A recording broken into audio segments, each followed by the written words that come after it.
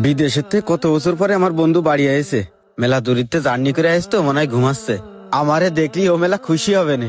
এত বছর পরে বাড়ি আসলো, বাড়ির বাইরে কারোর দেখতেছি নে, ডাক দেবো নাকি? ও মামুন, মামুন, আরে কই তুই?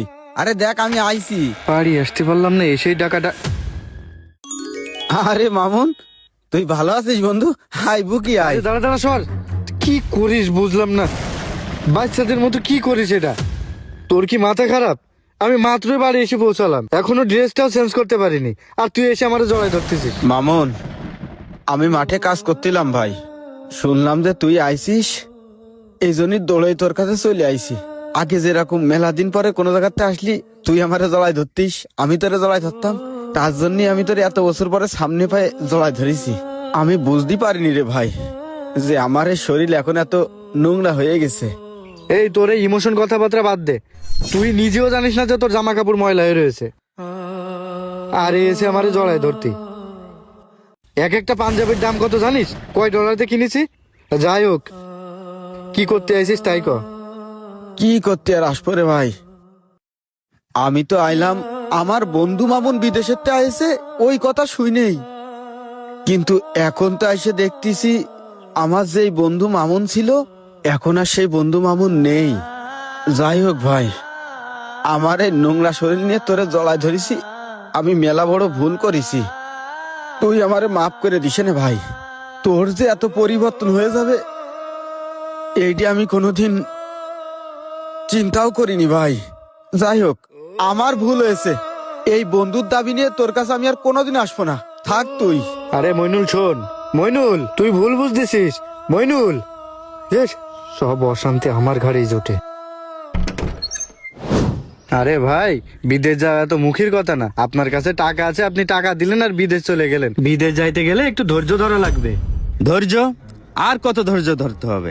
1 মাস, 2 মাস, 3 মাস, 1 বছর হয়ে গেল, আমার ভাইয়ের এখনো কোনো ভিসা আসলো না, এখনো তুমি বলো যে আমাকে ধৈর্য ধরতে হবে? আরে ভাই, আমি তো দেখতেছি আপনি উত্তেজিত হয়ে যাচ্ছেন। আমি তো দেশে আইছি, আমি এইবার বিদেশ যাওয়ার সাথে সাথে আমি আপনার ভাইরে কনফার্ম বিদেশ নিয়ে যাব। আরে রাখো তোমার নয় ছাই কথাবার্তা। আরে তুমি কি জানো আমার বাজারে সোনার টুকরো জমিটুকু আমি বিক্রি করে দিছি আমার এই ছোট ভাইয়ের বিদেশের জন্য, অথচ এই পর্যন্ত তার ভিসাটাই আসেনি। অনেক হয়েছে ভাই, তোমার মাধ্যমে আমার ভাইকে আমি বিদেশে পাঠাবো না। আর শোনো, তোমাকে আমি 1 সপ্তাহ সময় দিলাম, এর ভিতরে তুমি যদি আমার টাকাগুলো ফেরত না দাও তাহলে আমি জনশক্তি অফিসে কমপ্লেন করব। বিপদে কি পড়ে গেলাম। ভাগ্য পরিবর্তন করতে হলে আগে বিদেশ যেতে হবে, বিদেশ না গেলে ভাগ্য পরিবর্তন হবে না। এই দাঁড়া, তুই কি এই জন্য মামুন ভাইকে বাড়ি গেলি? আরে হ্যাঁ, মামুন ভাই আমার কয়েছে 6 মাসের মধ্যে আমার বিদেশ নিয়ে যাবে। তা মামুন ভাইয়ের সাথে আমার কথা হয়েছে যে মামুন ভাই যে জায়গায় থাকে এক কথা ভাইয়ের কাছে রাখবে।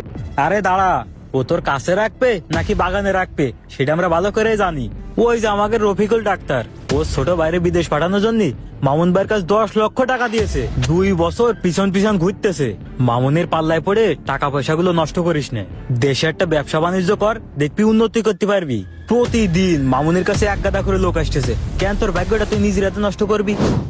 সবই তো শুনলাম রে ভাই, এই যুগে মানুষ কি এত বোকা আছে? এই যে গ্রাম অঞ্চলের গরিব অসহায় মানুষগুলোর কাছ থেকে এতগুলো টাকা নিছিস, চিনিস না জানিস না ওই মানুষটারে এতগুলো টাকা দিয়ে থুইছিস। এই যুগে বাপ তাই ছেলেরে বিশ্বাস করে না, তুই কনে কোন ভিনদেশি মানুষের বিশ্বাস করে গ্রামের লোকেদের বিদেশে নিয়ে আর কথা কয়ে লাখ লাখ টাকা দিয়ে থুইছিস। এই টাকাগুলো তো এখন তোর দিয়া লাগবে, এখন তুই কি করে দিবি? ভাইরে, আমি সত্যি বুঝতে পারিনি যে ওই লোকটা আমার সাথে এত বড় একটা বাটপারি করবে। প্রথমে যে 10টা লোক পাঠাইছি ওই জায়গা থেকে আমার 5 লাখ টাকা প্রফিট আইছে। এরপর থেকেই আমি বিদেশে কাজ কাম বাদ দিয়ে এই টাকার লোভে এর পিছনে আমি দৌড়ে বেড়াচ্ছি। এখন তুই ক ভাই, এই বিপদের থেকে আমি কি করে বাঁচবো? সকাল বিকেল আমার বাড়ি সব সময় লোক আসতেছে, আমার মাথায় কাজ করতেছে না সত্যি ভাই। শোন ভাই, তুই চিন্তা করিস না, উপরে আল্লাহ একজন আছে।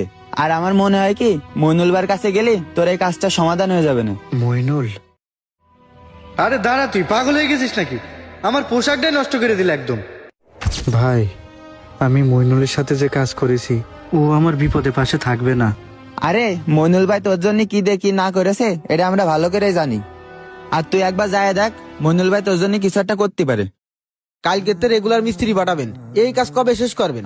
আমার এই বাড়ির কাজ শেষ করা লাগবে, একদিনও মিস করেন না, কালকে তো পাঠাবেন। আচ্ছা ঠিক আছে। এ মইনুল, আরে মামুন তুই? হ্যাঁ ভাই আমি আমি একটু তোর কাছে আইছি ভাই। ভাই রে, সেদিন তুই আমার বাড়ি আইছিস, তোর সাথে আমি অনেক খারাপ ব্যবহার করেছি। তুই মনে কিছু করিস নে ভাই, দয়া করে তুই আমার মাফ করে দে। আরে তুই মাপ চাচ্ছিস কেন? ওই দিনকার ওই বিষয়টা আমি ভুলে গেছি, আমি মনে রাখিনি ভাই।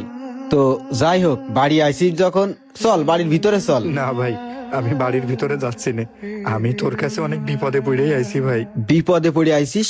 কি বিপদ? বিপদ ভাই, তুই স্যার আমারে কেউ বাঁচাতে পারবে না। আরে কি করছিস ভাই? কি এরকম বিপদ সেটা কদিনই? ভাই তুই তো জানিস আমি বিদেশে যাওয়ার পরে এখানে লোক নিতাম।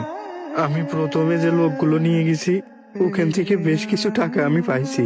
আমি যার মাধ্যমে লোক নিতাম, আমরা এক রুমেই থাকতাম, একই কোম্পানিতে চাকরি করতাম। আমি বিদেশ থেকে আসার আগে 25 লক্ষ টাকা নিয়ে ওর হাতে দিই। এখন বাড়ি এসে আমি ওর কাছে কল দিই, ওর নাম্বারে কল ঢোকে না, ব্লক করে রেখেছে। ওরে কোথাও পাচ্ছি না। এখন শুনতেছি ও নাকি কোম্পানি ছেড়ে অন্য কোম্পানিতে চলে গেছে। ভাই তুই আমার এই বিপদ থেকে উদ্ধার কর, আমি আমি আর নিতে পারতেছি না ভাই, তুই আরে আমায় ফিরাস না কি ভাই। করতেছিস ভাই? শোন, তুই যখন বিপদে পড়ে আমার কাছে আইছিস, বাড়ির কাজ করানোর জন্য যে টাকাগুলো রাখিছি ওই টাকা আমি তোরে দিয়ে দিচ্ছি। ওই টাকা দিয়ে আপাতত তুই বিপদ মুক্ত হ, এটাই আমি চাই। তবে তোর একটা কথা করছি ভাই, শোন, তুই বিদেশে যাওয়ার পরে তোর কিছু টাকা হয়েছে, তোর ভিতরে পরিবর্তন চলে আসছে। তোর একটাবার বোঝা উচিত ছিল, তোর ওই বিদেশে যাওয়ার জন্য তুই যখন টাকা পাচ্ছিলি নে, আমি আমার মার গহনা বিক্রি করে ওই সময় তোরে টাকা দিলাম। হঠাৎ করে মানুষের টাকা পয়সা হয়ে গেলি, এই সমাজে যারা গরিব অসহায় মানুষ আছে এগেরে মানুষ মনে করে না। যে তোর খারাপ সময় উপকার করেছে তার সাথে কোনোদিন বেইমানি করিস নে। মনে রাখিস, ওই আল্লাহ একজন কিন্তু উপরে আছে, সে কিন্তু ন্যায় বিচারক। তুই আমার সাথে যে কাজটা করেছিস ওই আল্লাহ তো দেখেছে। টাকা পয়সার অহংকার চিরকাল থাকে না, তাই কোনোদিন অহংকার করবি না ভাই। অহংকার পতনের মূল, নিমিষেই সব শেষ হয়ে যায়। তো যাই হোক, তুই যে তোর ভুলটা এখন বুঝতে পারিস, এটাই মেলা ভাই। আর বিপদে পড়ে আমার কাছে আইছিস, এই বিপদেরতে আমি তোরে রক্ষা করব যতটুকু পারি। আয় বাড়ির ভেতরে আয়। এটাই বাস্তবতা, লোভ এবং অহংকার দুইটাই মানুষের জন্য ক্ষতিকর। লোভ মানুষের বিবেক কেড়ে নেয়, আর অহংকার মানুষের মনুষ্যত্বকে অন্ধ করে দেয়। ভিডিওটি কেমন লাগলো অবশ্যই আপনার মতামত জানিয়ে একটি শেয়ার করে দিবেন। ধন্যবাদ।